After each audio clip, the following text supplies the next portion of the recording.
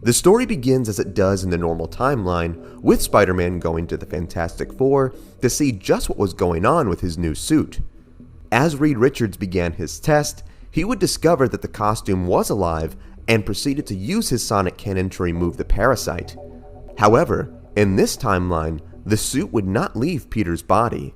In this multiverse, the alien had already permanently bonded with him and was fully taking over.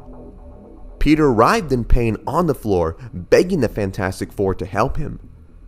Reed Richards would then turn up the power on the blaster and fire it at Peter once again, knocking he and the symbiote unconscious, both still bonded to each other. The alien-possessed Spider-Man then woke up in a special cell constructed by Reed Richards to contain alien beings.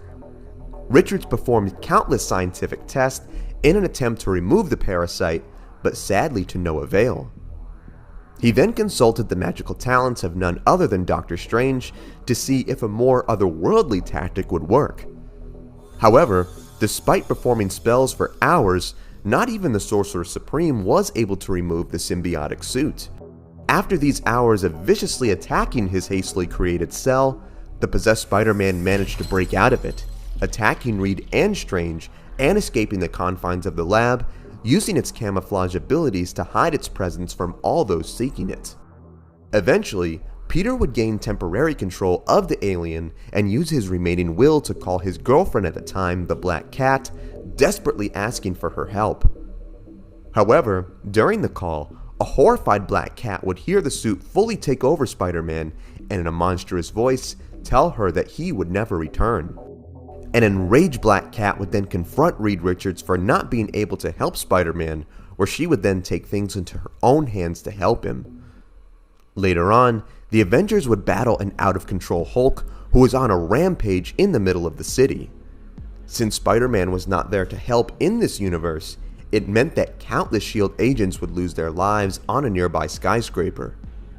A violent one-on-one battle then broke out between Thor and the Hulk in the city streets.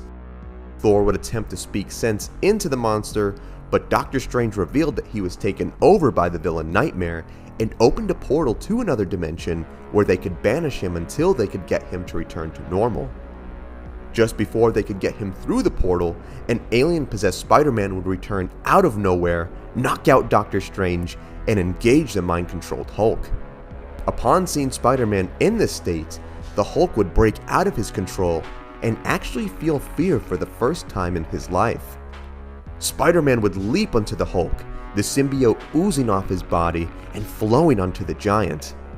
The Hulk would scream in pain as the other Avengers came to aid the wounded Spider-Man, only to notice that his body was aged and shriveled to the point of an 80-year-old man. The symbiote would then fully take over the Hulk, where an evil smile formed over his face and escaped the heroes once again.